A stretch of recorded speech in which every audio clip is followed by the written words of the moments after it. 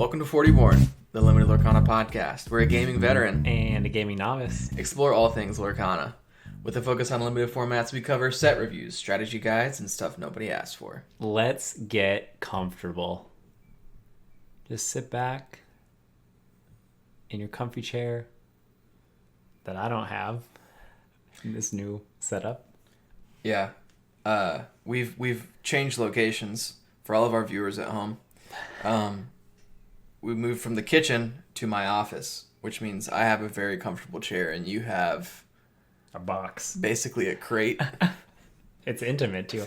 I am also staring at a bag in front of my face. Well, we have to weigh the microphone stand down with something. Maybe we're giving too many details into the setup. We're just setting the scene for the listeners. Right, that's nice. So what are we talking about today? Talking about the fours. Yep, the 4-cost cards. Yep.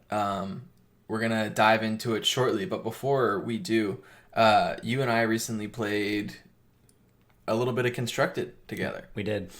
2 games. Yeah, so you were playing a deck that's sort of known as Lemon Lime Aggro. Right. It's yellow and green, hence the lemon and the lime. Mm-hmm. Lots of low-cost, high lore characters. Yeah.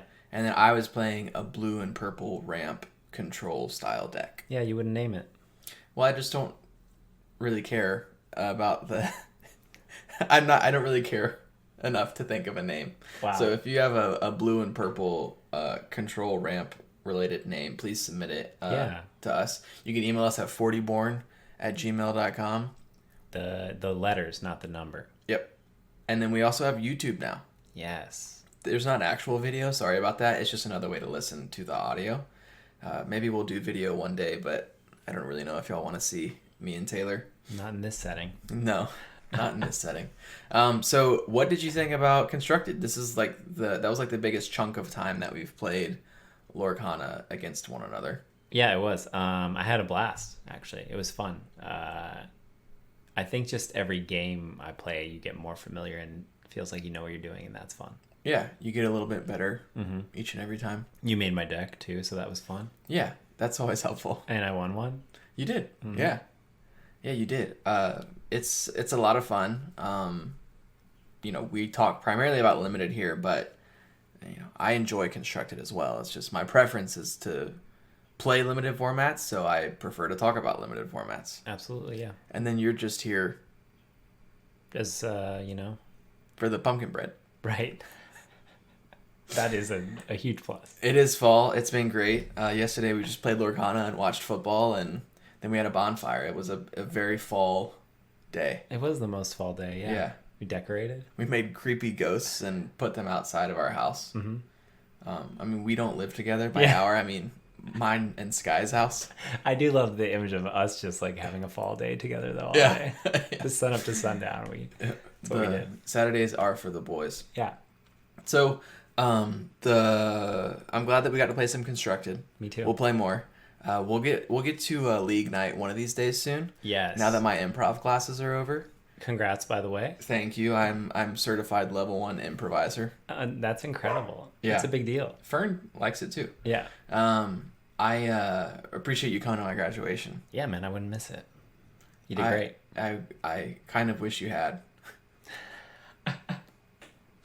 You were great, man. I looked out and half the crowd was our close friends, and I was like, oh no. What have I done? What have I done? I should have not told people about this. But I think it went well. It did. It went really well. Everyone in the class did great. Yeah, for sure. Shouts out if they're listening. Yeah, shout out to them. Yeah, it was a great time. I really enjoyed it. But now our Monday nights are a little bit more open, except for trivia. Mm-hmm. So you trying to miss all the time?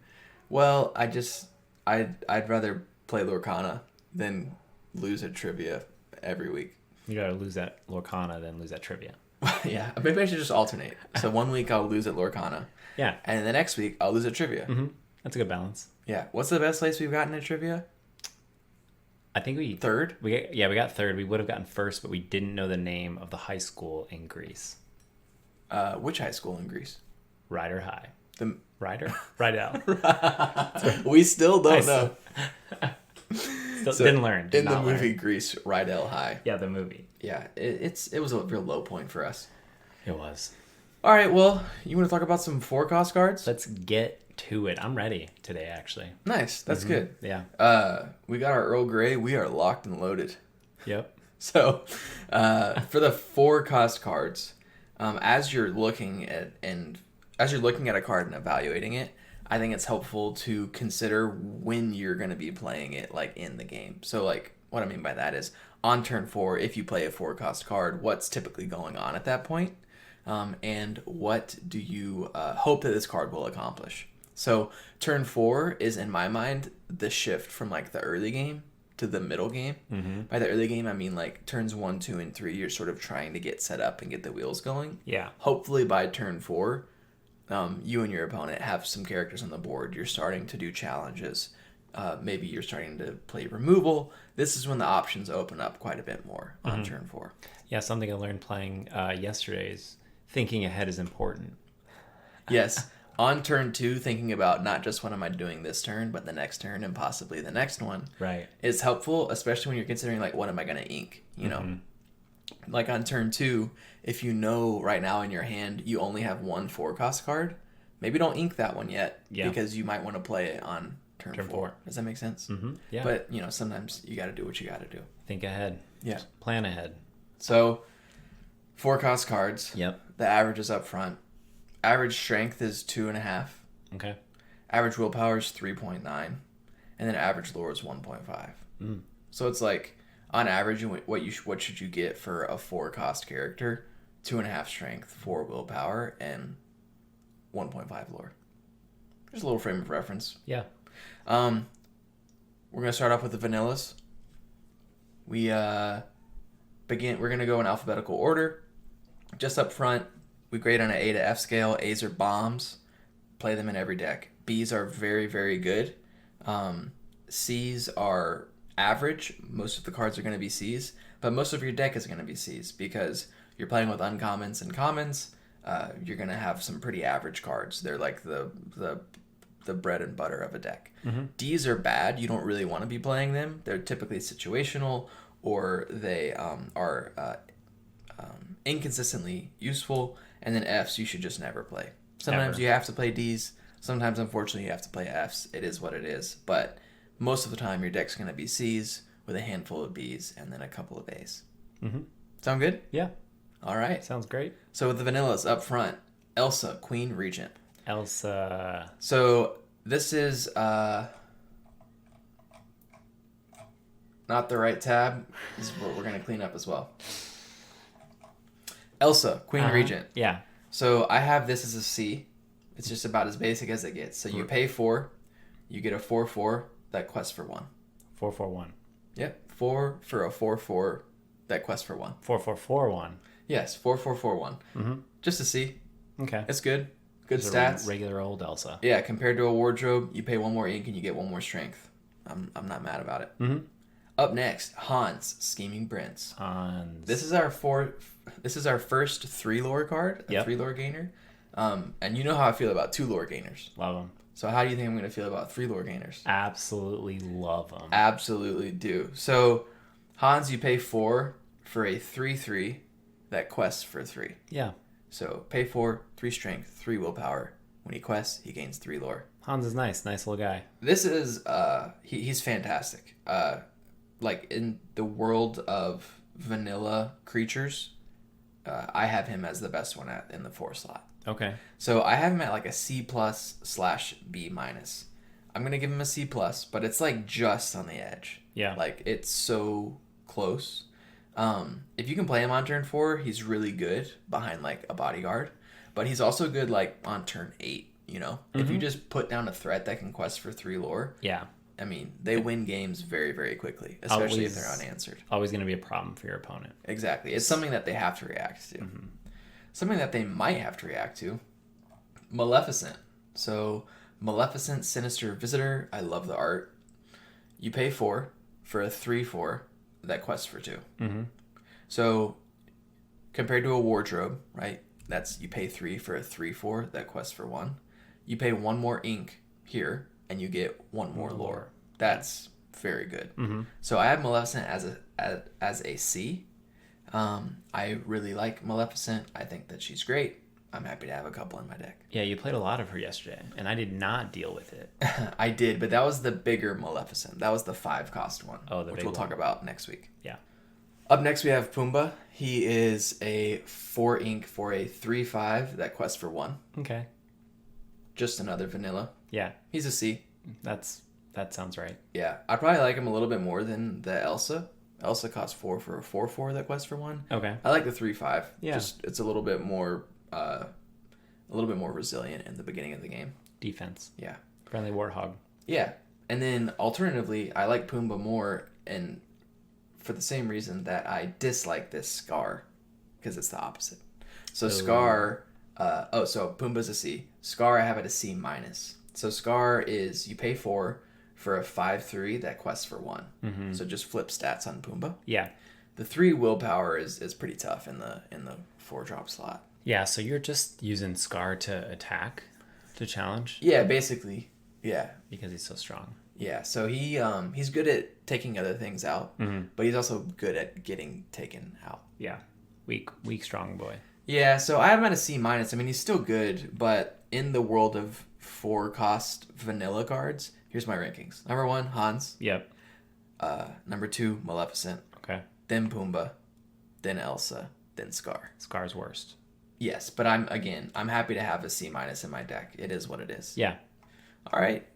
We done with the vanillas? We did it. Any questions so far? Nope, just vanillas to remind everyone they don't have a power ability. Yes, thing. They don't have any abilities. Right. There's no text on them other than the strength, willpower, and lore. Now to the stuff that does have text on them. Exciting. Than those things. Well, the first one's not too exciting. Oh. Anna. So Anna, heir to Arendelle. I'm sure I'm saying that right. You pay 4 for a 2/4 that quests for 2. Okay. That's good. Yeah. Or that's not good. But like that's not that bad. Yeah. The ability Loving Heart. She has the ability called Loving Heart. It says when you play this character, if you have a character named Elsa in play, choose an opposing character. The chosen character does not ready at the start of their next turn. So the odds of you having Elsa out there, Pretty low. not good. Yeah. So I have Anna at a D plus for that reason. This ability basically doesn't exist. The chances that you have a Elsa on the board when you play an Anna is very low. Very, very low. Like less than 10%. I don't know the exact numbers, but I feel confident in that. Yeah. And then the actual ability itself is not that great. It's a chosen character does not ready at the start of their next turn. That character has to already be exerted for it to matter. Yeah, so even if you had the chance to use this ability, it just doesn't do much for you. Yeah, it's not that great. Boo. So D plus, a 2/4 that quests for 2 is not terrible, but it is below rate enough to move it down into the D range. Yeah. All right, Ariel. Who's it? Or sorry, we're gonna do on human legs first. Ariel on human legs. Pay 4, you get a 3/4 that quests for 2. She has an ability called Voiceless that says this character cannot tap to sing songs. So I really like this card a lot thematically because it ties into the story and she can't sing, Yes. So that's cool. Uh-huh. So this is a good example of their top-down design philosophy. Have you heard the phrase top-down? I don't think so. Top-down design is like when you're making a game, you start off with a theme and then you make the mechanics fit the theme. Okay. As opposed to a bottom-up design is you build the mechanics and then you put the theme on top of it. Of that, yeah. So this is a cool card. I have her as a C. This ability doesn't really matter because songs aren't that important. And 4-cost songs, there's only one of them, Hakuna Matata, and it's not that great. So yeah. I just can't get over the descriptor on human legs. Like it just feels... you mean the ... flavor text? Yeah. No, I mean the name of the card, Ariel, on human legs. They could have just said like on land. Like why? Land Ariel. Right. Well, moving to the water Ariel. Yeah. Ariel, Who's It Collector. You pay 4 for a 3/3 that quests for 1. All right. Not all right. Seems worse. She's uninkable. Oh. So that's a problem. Yuck. She has an ability that says whenever you play an item, you may ready this character. How do we feel about items around here? Hate them. Items themselves aren't bad, but there aren't that many good ones in limited. So Right. we have Ariel. We have land Ariel as a C. Nice. Water Ariel is a D minus. Yeah. I'm probably not gonna give a character an F, but this one's kind of close. Like it's uninkable. It's 1 strength and 1 willpower below rate, and her ability is useless. Pretty bad card. Yeah, so she's not very good. And never mind. Art's good. Restraint. Art's fine. Yeah, I was gonna make fun of the art, and I realized all these are hardworking artists putting their art in the cards, so I didn't want to do it. So it's fine. I appreciate It's that. Ariel. That's great. So Aurora. Aurora is you pay for a 2/5 that quests for 1. Okay. She has an ability called Disarming Beauty. When you play this character, chosen character gets -2 strength this turn. So I'm just using that if I think you're gonna attack me with somebody. Does it work like that? No, it's this turn.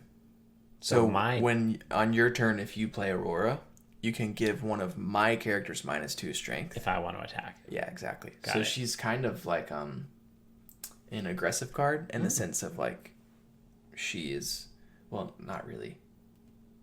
Aggressive and defensive in Lorcana is a little bit confusing, but Aurora does make it easier for you to attack your opponent's characters. Without taking a lot of Yeah. damage. So I really like Aurora actually. Yeah. I have Aurora as a B minus.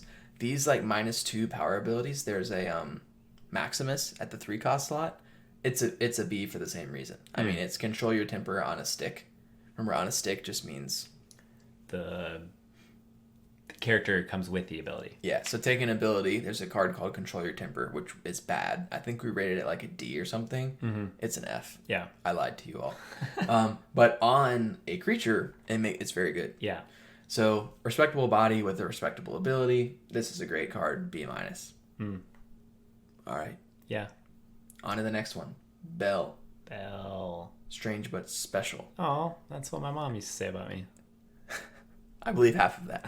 Have you looked at this? Have you looked at my screen to No. see what I rated this? Can't even see it. The bag's Okay. in front of my face, remember? Can you see Belle though? I can see Belle. Okay, you read it and then you tell me what you think this is gonna be rated. Got it. Belle. Strange but special. She's a 4, obviously. 2/4/1. Right? How do you say all that again? 2 You strength, pay 2 strength, 4 willpower. 4 willpower, 1 lore. Yep. Okay, read a book. During your turn, you may put an additional card from your hand into your inkwell face down. That's not just when I play her, that's every time. Every turn. You can do that once per turn. I mean, that seems dope. And my favorite part, while you have 10 or more cards in your inkwell, this character gets +4 lore. This card looks insane. Yeah. What's the downside? Is this card an A?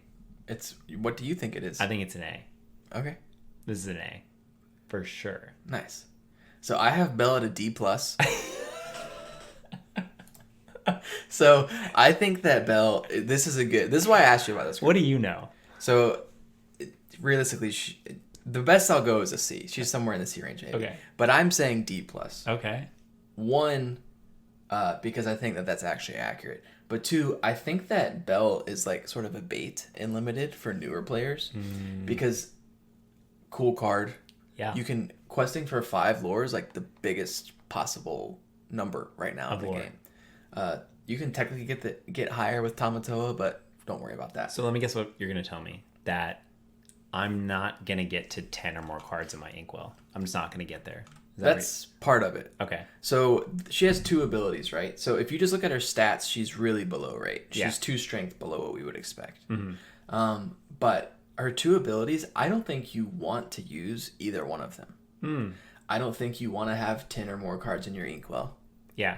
right? Because You're every eliminating. card that you ink is a card that you didn't play. Right. So when you're playing in limited, you should only ink as many cards as you absolutely have to play your cards. To play your, yeah. So once you hit like 5 or 6 ink, from then on, you really need to question if you want to ink another card. Yeah. Because every card that you ink is a card that's not on the board. So inking 10 cards is a lot. Yeah, I am realizing now too that it's coming from my hand. It Yes. already feels hard to have cards in your hand, so if I'm tossing more into my inkwell. You're right, they got me. Hook, line, and sinker. I think Belle's great in constructed. Yeah. And I think that in limited, I don't think she's the worst thing you could be doing. I just think she's a trick. She's gonna trick some like newer players. You don't want to be inking multiple cards per turn, probably. Just gonna focus your energy on the wrong places. Yeah. Now the thing is it is optional. So when you play her on turn 4, you could ink again, ink another card from your hand, and then on turn 6 or on turn 5, you have access to 6 ink. Yeah, that's nice. fine. Then just quit inking. Yeah, don't do that. Don't go to 10. Yeah, don't try to get to 10. Got it. So D plus. Yeah, D. I've convinced you. Yeah, I get it. I get it. Cool. She seems fun though. Yeah, she is awesome. Yeah. So Captain Hook. So this is Captain Hook, Captain of the Jolly Roger. Pay 4, you get a 3/4 that quests for 1. All right, he is uninkable, so that's concerning. Yeah, not great. But he has an ability called Double the Powder. When you play this character, you may return an action card named Fire the Cannons from your discard to your hand. Okay. Now, you know how we feel about Fire the Cannons. Love them. We love them. Yeah. But we have to ask ourselves, how likely are we going to have a Fire the Cannons in the bin when we play him? Not likely. Not very likely. So I have Captain Hook at like a D plus / C minus range. So you get 1 less strength than normal. The potential to grab a Fire the Cannons is good. Like if this goes off once, this is very good. Because that means you get like a free Fire the Cannons. But I think the ability hitting is just kind of unlikely, even though I'd like to have like 2 or 3 Fire the Cannons in every deck that I build. Yeah, sure. Yep. Just hard that you're going to have it and it's already going to be in your discard. Yeah, so I have Captain Hook at a D plus. Yeah, that seems fair. Up next, we have Cinderella. So, Cinderella. We pay 4 for a 2/5 that quests for 2. Okay. Gentle and kind. Yep, gentle and kind. So, she has Singer 5. So, if you remember, Singer means this character counts as cost 5 to sing songs. Okay, even though she's a cost 4. Okay. And then she has another ability called A Wonderful Dream. You can tap her to remove up to 3 damage from chosen princess character. I don't think you're going to like this song. I mean, this card. Why is that? Because I don't think removing up to 3 damage, you're going to need to do that very often. Yeah, it's pretty situational. But here's the thing. Singer 5 is situational, and A Wonderful Dream is situational. But they're different situations. So to me, I think that I actually like Cinderella. It's varied enough. So that's why I have her at a C plus. Wow, I don't know you at all. Did you think it was going to be like in the D range or something? I like C minus. Well, a 2/5 that quests for 2s. That's good. Decent statistics. Like those are good. Fair. Singer 5, a lot of the best songs, in my opinion, cost 5. Okay. That's like a little bit that we haven't got to that you don't know yet. And then there's 15 princesses in the set. And she's included in that. So she can heal herself. You probably won't be doing that. But like she can, if you have another princess on the board, there are times when you'll want to heal them. Yeah. You probably won't use this ability often. But the fact that it's there is nice. So a C plus. Yeah. She gives you options. Sure. Donald Duck, Musketeer. Oh, Bodyguard. Yeah, so you pay 4 for a 2/5 that quests for 1. The Don. He has Bodyguard. So if you remember, Bodyguard ability says, this character may enter play exerted. An opposing character who challenges one of your characters must choose one with Bodyguard if able. That's nice. Yeah, so it protects your other cards. I love Bodyguards. Bodyguards are really good in all decks, but especially if you have a more aggressively slanted deck. Donald Duck has an ability called Stay Alert. During your turn, your Musketeer characters gain Evasive. So 2/5 that quests for 1, meh. But with Bodyguard, that 5 willpower is good. Yeah. And then the ability is an answer to Evasive. It's one of the only answer to Evasive characters outside of having an Evasive character. Right. So I have Donald Duck at a B minus. Yeah, that seems like a good card. Now, if he gains Evasive, right? He will have Evasive. Does that mean that my opponent could only challenge me with an Evasive character? No, so it's only for me attacking. It's just on your turn. Oh, yeah. So on my turn, basically this allows Donald Duck and other Musketeer characters. There's not many of them. Yeah. Basically, this just allows this Donald Duck to challenge evasive characters, which is good. If you don't have an evasive on the board, Donald Duck is an answer to that problem. Yeah. He's the answer. Yeah. Cool. He's cool. Good card. So, up next, Elsa Ice Surfer. Elsa Ice Surfer, pay 4, you get a 3/4 that quests for 1. She has an ability that says, "That's no blizzard. Whenever you play a character named Anna, ready this character. This character cannot quest for the rest of this turn." Okay. So, yeah, once again, this ability doesn't exist. It's for flavor more than anything, and if you do pull it off, the ability isn't that great. Yeah. So you're paying 4 ink for a wardrobe. That's just not what you want to be doing. The Anna Elsa combo, just lame. Yeah, so this is a D+. Get it out of here. Yeah, it's a D+, and that's all I have to say about that. Another one that's going to be quick, Eye of the Fates. This is an F. So Eye of the Fates is an item. You pay 4. Chosen character gets +1 lore this turn. So you tap it, and you pick one of your characters, and they can quest for 1 additional lore. So this is what we would call a win more card. Win more. Have we talked about win more? But a win more card is basically, it's the more ahead you are, the better that card is. Oh, okay. Or if you're already winning, it's going to help you win more. This thing is only useful if you have a character on the board that you can comfortably quest with. So it's like a win more card, because that implies that you have some measure of, you're either racing or you have some measure of control on the board situation already. Now, if you're racing, this thing can help with a race, but you know what else helps win races? Characters that Just lore. Yeah, just any 4-cost character. Yeah. So It's expensive. Exactly. I What said if I it was wasn't a going to 2? talk about it much, and I feel like I already have. Yeah. What were you saying? What if it was a 2 ink? Would it be awesome? If it costs 2? Yeah. Yeah, if it costs 2, I would consider it. Maybe, what if it costs 3? Inconceivable. All right, Hades. Hades looks cool. Cool card. Cool scene. Do you want to read this one? Sure. Well of Souls. He's a 3/2/1. 3 strength, 2 willpower, 1 lore. Wow, I'm getting good at this. Lord of the Underworld. His ability is Well of Souls. When you play this character, return a character card from your discard to your hand. And he's uninkable. Yeah. We hate him. No. So this Hades is uninkable, but I think that his ability is so good that I honestly don't care that he's uninkable. Yeah.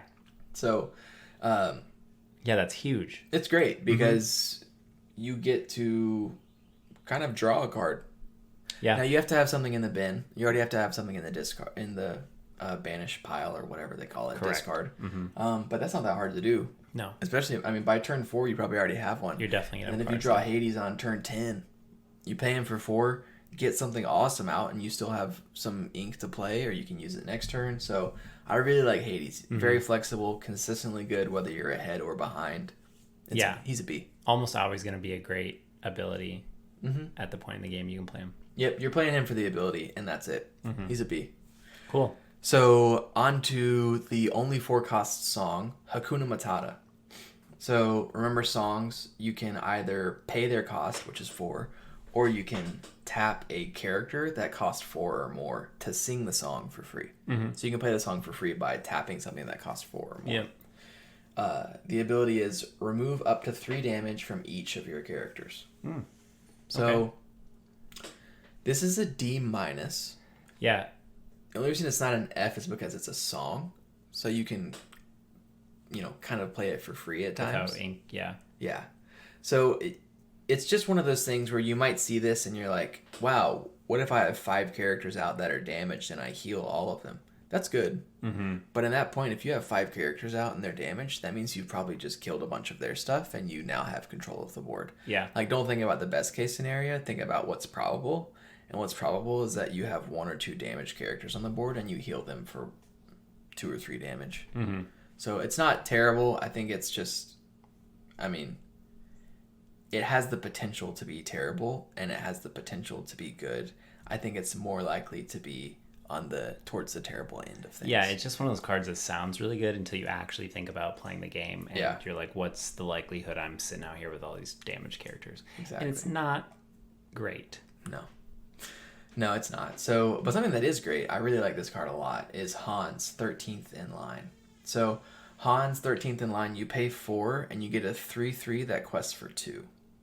So, the stats are a little bit lower. We would expect a 3/4 that quests for 2. What do you get in exchange for that one less willpower? Cool ability? The ability is called Stage a Little Accident. Whenever this character quests, you may deal 1 damage to chosen character. He quests for 2. He can ping something every time he quests. That's really, really good. Yeah, the art on this card is kind of terrifying. It is. It's very American Psycho. Yeah, that's true. That's what that looks like. So Hans Christian Bale edition, we give this a B-. Yeah. So he's good. When you quest, you want to be questing with him. So the fact that his ability triggers when you quest is good. I mean, all in all, he's in the B range. I have him at a B-. Mm-hmm. He's great. Yeah. Up next, we have Jafar, Keeper of Secrets. Okay. Excellent art. Mm-hmm. Very good art. You pay 4, you get an 0/5 that quests for 2. He has an ability called Hidden Wonders. Oh, okay, yeah. This character gets +1 strength for each card in your hand. So if you have 7 cards in your hand, he's a 7/5. That's pretty cool. That's awesome. Have you ever had 7 cards in your hand after turn 1 in this game? Nope. No. So if you play him on curve, like if you're on the play, meaning you play first, when you play him on turn 4, he's a 2/5. If you're on the draw, meaning you play second, then when you play him on turn 4, he's a 3/5. So unless I've just got some abilities with cards where I'm just stashing cards in my hand, it's just not. He's never going to be that strong. Yeah. So this is another one that I think is sort of a bait, because you don't want to keep your cards in your hand. Right. You want your cards on the board and doing things. So his ability works against what you're trying to do. Yeah. So I have him at a D+. Mm-hmm. Shame. Yeah. Cool art wasted. Yeah. But we have another Jafar that I think redeems it a little bit. Also cool art. Yeah. They so really Jafar did well. Yeah, the art is the Jafar art is pretty consistently cool. The Jafar. There's an open application on our site for new co-hosts. You don't have to know anything about this game. Yeah, so, there are no requirements. None. No previous experience needed. Jafar, Wicked Sorcerer. You pay 4 and you get a 2/5 that quests for 1. And then he has Challenger 3. Okay. So remember, Challenger says while challenging, this character gets +3 strength. That's nice. Yeah, we like challenging. Mm-hmm. He can trade up with 80% of 5-cost cards. Wow. So if you look at all of the cards, Yeah. he can kill 80% of them. That's huge. Yes, you play him on turn 4. Whatever they play on turn 5, he can probably kill. That's how Jafar should be. Yeah. Job well done with that ability. Yeah, he's cool. So I really like this Jafar. I have him at a C+. Mm-hmm. He's going to do what he's supposed to do, which is take out bigger threats. Nice. Up next, Jetsam. I hope this card is good, man. Okay, so Jetsam, you pay 4, you get a 3/3 that quests for 1. Uh-huh. He has Evasive. Okay. We like that. We love that. Your character's name, Flotsam, gain Evasive. Okay. You know Flotsam? The other eel? Ursula had the 2 eels, Jetsam and Jetsam Flotsam. and Flotsam? Yeah. Is this, what movie is this from? This Mermaid. is The Little Mermaid. Yeah, okay, Yeah. okay. That makes sense. I think today you've really shown your hand that I need to rewatch Hercules, and you need to rewatch. The Little Mermaid. Exactly. To see her on human legs.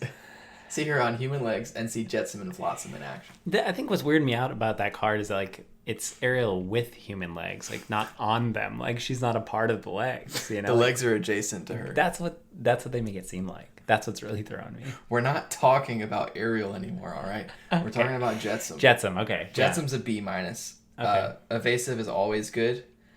His second ability is really cool, thematically, and if you can pull it off. But Flotsam is a rare, so you're probably not going to be able to pull it off. Mm-hmm. But if you have both of them, super super good, up in the B+ range. Yeah. But Jetsam B-. on his own. Yep, a 3/3/1 that's evasive. Everybody likes that. Yeah, that's very true. Okay. Merlin. Merlin, that's a cool card. Yeah.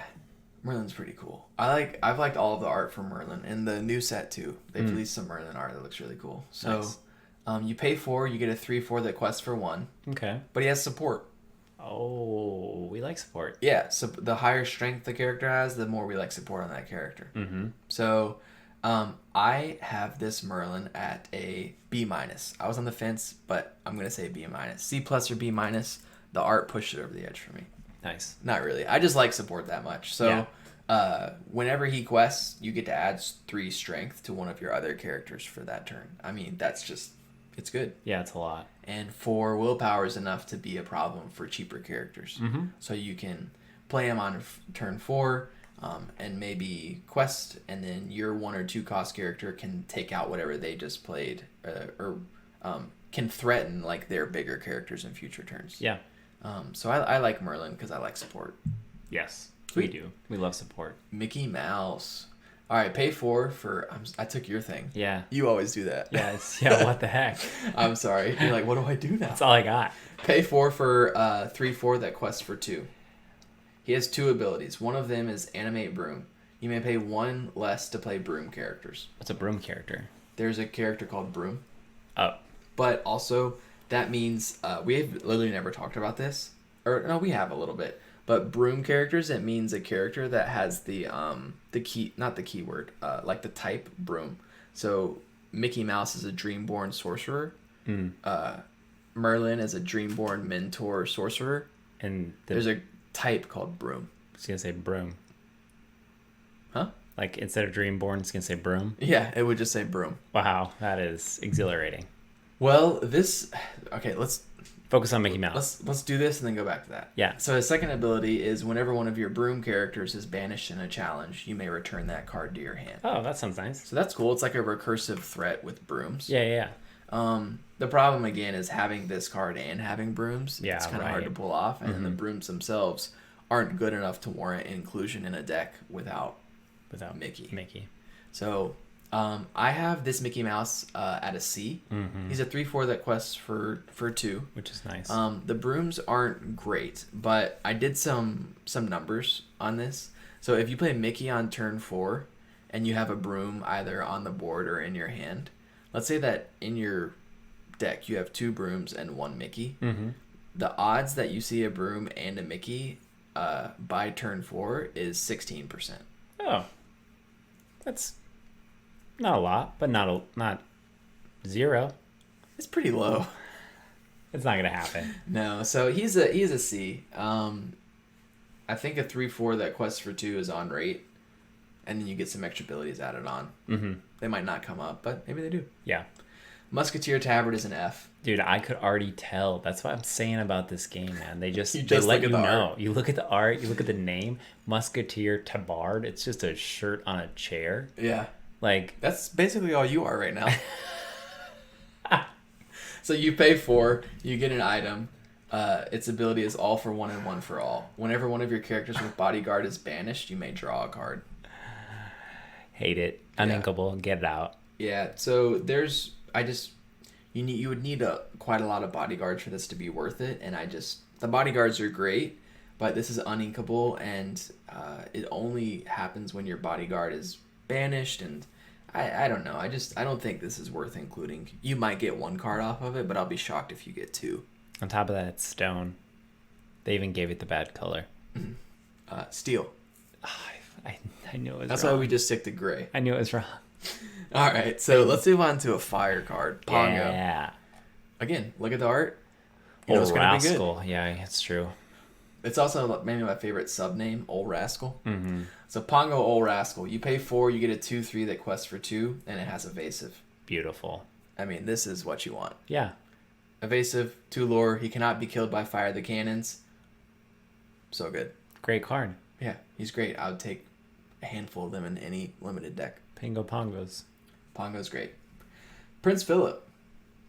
Dragon Slayer. You pay 4, you get a 3/3 that quests for 2. Mm-hmm. He has an ability called Heroism. When this character challenges and is banished, you may banish the challenge character. Oh. So he has to be the one that challenges, and then he has to lose the challenge. Like, he has to be banished. So you want to attack a really strong character. Yeah, it's like he just takes out big things. Yeah. So he's uninkable. But I have him at a C+, because he just literally takes out anything bigger than him. Yeah. Everything that costs 6 or more, I think there's maybe like 1 or 2 cards that he can't use his ability on, because they have less than 3 strength. Okay. Of the cards that cost like 6 or more. Yeah. So if they play like a big card that costs 6 or 7, he can take them out.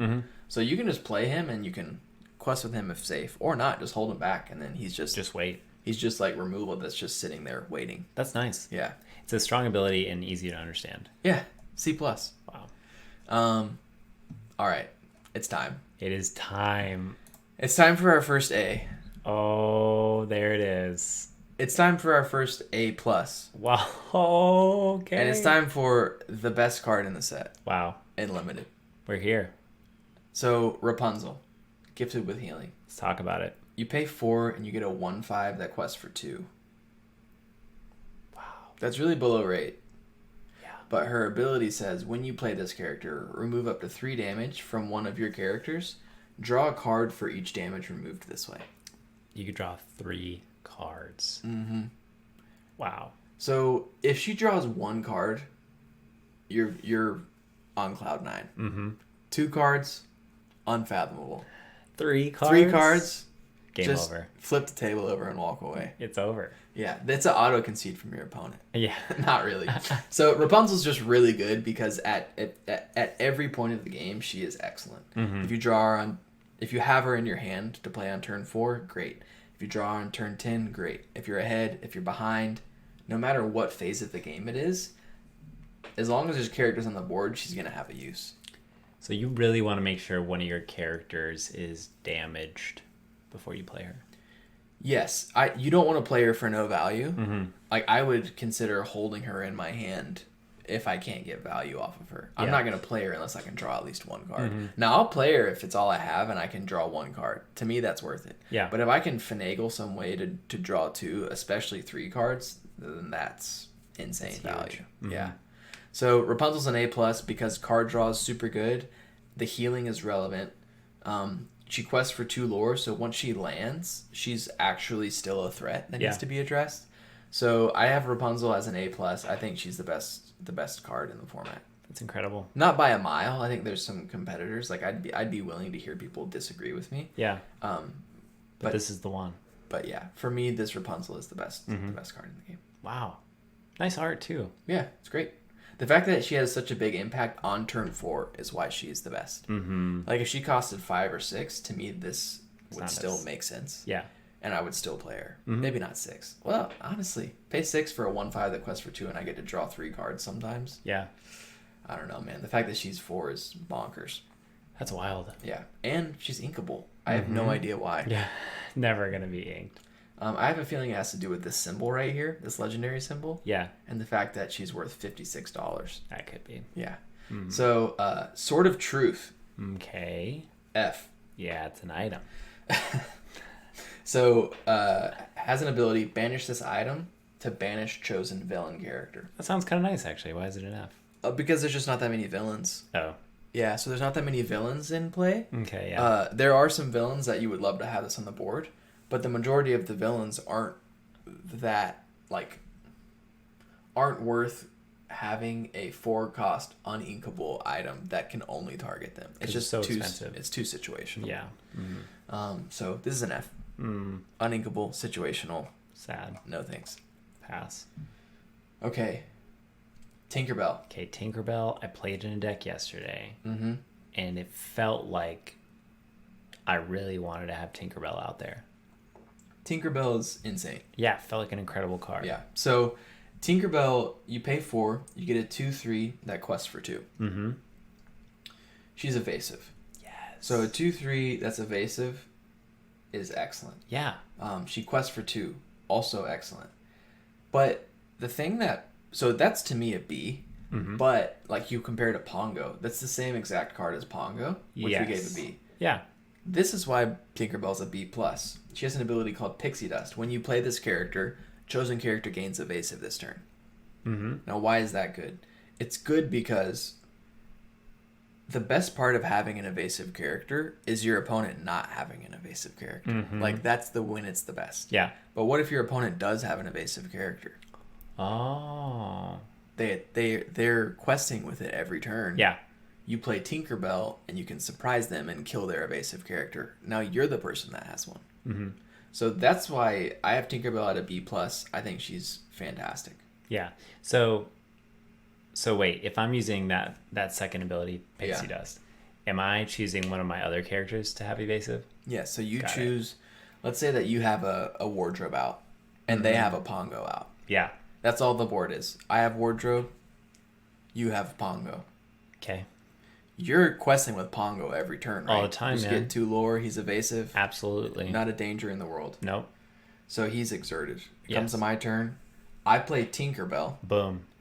I can give wardrobe evasive, And now you're and now challenging. she has evasive, so she can challenge characters with evasive, so she takes out Pongo. It all happens so fast. It does all happen so fast with Tinkerbell. I love And it. if your opponent doesn't have an evasive character, then this ability, Pixie Dust, doesn't really matter. Right. But we've already said that 4 ink for a 2/3 that quests for 2 is Great. totally worth it. Mm-hmm. Love it. All right, 2 more cards. Okay. You have forgotten me. Okay. So you pay 4 for an action. Mm-hmm. You know how we feel about actions? They gotta earn it. You gotta earn it. Yeah, you gotta earn it. Uh-huh. The action is you pay 4. Each opponent chooses and discards 2 cards. That seems good. Yeah. I had this at a C+. Yeah. Okay, so here's the thing. If you're top decking, I have no cards in hand and you have no cards in hand, Mm-hmm. this feels really bad. Yeah. For sure. Now, what you do is you either ink it, Uh-huh. or in a top deck situation, you just hold on to it. Just wait. And then you wait. Because if your opponent holds on to a card, Biding your time. then you play this, and now you've gotten rid of their card. If they hold on to 2 cards, whatever. Yeah. But let's imagine the best case scenario, which is you play this on turn 4, and then I think you just straight up win the game. Because you discard. So if you're on the draw, I'm on the play. I play first, you play second. On turn 4, I'm going to have 2 cards in hand. So you cast this, I now have 0 cards in hand, and I'm top decking for the rest of the game, and you still have 2 cards in your hand after that turn. That's huge. Yeah. So that's a best case scenario playing this on turn 4. Uh-huh. But if at any point in the game you can make them discard 2 cards, then this is phenomenal. Yeah. So I've had a C+ for that. The ceiling is so high that I think it lifts the floor up to like the higher C range. Can be a real game shifter. Yeah, for sure. Nice. So I like you have forgotten me. Yeah. All right, up last, Zeus. God of Lightning. Wow. He has to be powerful. He's cool. So you pay 4 and you get a 0/4 that quests for 2. Okay. He has just 2 keywords. He has Rush. Mm-hmm. So when the turn that he's played, he can challenge. Yep. And then he has Challenger 4. While challenging this character, gets +4 strength. Okay. So the turn you play him, you can Immediately challenge. immediately challenge. Mm-hmm. So I have Zeus at a C+. Yeah, good card. It is good. His biggest drawback is that he's uninkable and he costs 4. Mm-hmm. But Rush is great and Challenger is great. So you put it on a character, I'm going to be happy. Mm-hmm. I lied. His biggest problem is not that he's uninkable. His biggest problem is really, to me, that he has 0 strength. Yeah, because you're basically forced to challenge with him. Yeah, and you basically only get to do it once. Yeah. So, like, in any reasonable board state, they have something that you want to kill with Zeus. If Zeus lives, then he's just going to die the next turn because they're just going to hit him with, like, a flounder. Right, and then he's immediately dead. So there's, I mean, his lore seems pointless. Well, you'd rather have it than not have it. But Right. I agree. But because the odds that you're going to use him to quest are very low. Very low. If you're questing with him, you have, like, complete board control. Yeah, and, yeah. or you're just racing. Things are going swell for you. Yeah. So, Huh, interesting. yeah. So he's good. He's a C+. Yeah, And that's it for the forecast cards. we did it. Yeah, we did it. It was nice to get to Rapunzel. It was. We have our first A. Yeah, feels good. We'll do the 5s soon. I feel like the 5s is where That's my favorite cost in terms of like what you get. Like Things the 5 cost cards get really interesting. Mm-hmm. Things get exciting. Yeah. They have already been exciting, obviously. Yeah. I mean, it's been a real, I was going to say page turner, but a real 1.5 listening speeder. But yeah, the 5, 6, 7, the more expensive cards have some really cool abilities. It's where the magic happens. Yeah. Yeah, for sure. In here in the studio and in the game. Yeah, and at Disney. Yeah. Look at this. All comes together. So, you want to do a pack one, pick one? Yes. Do you have yours? Do you want me to go? I'll go. Okay. My pack one, pick one. I work at a school. This week is fall break. So I have Thursday, Friday, Monday off, which is incredible. And I'm flying up to Sioux Falls, South Dakota to see my sister and my nieces. So I'm very excited. 2 little nieces. They're hilarious. And I'm just excited to be around family, have some time off. For sure. You just need it. Yeah. Mm-hmm. Absolutely, man. Yeah. Yeah, time with family is great. Last weekend was my mom's 60th birthday, and it was like one of my favorite times that we've had as a family. Wow. It was a lot of fun. That's amazing. What made it so great? I don't know. Everybody was in a good mood. The food was really good. Yeah. We surprised my mom, and so it was like pretty low stress in terms of setup. I mean, it was a surprise, so it's like there was no expectation of it occurring. So the fact that it occurred, Yeah. it's great. Surprise. I'm surprising my mom when I go back. Hopefully she doesn't listen to this. Nice. I don't think she is.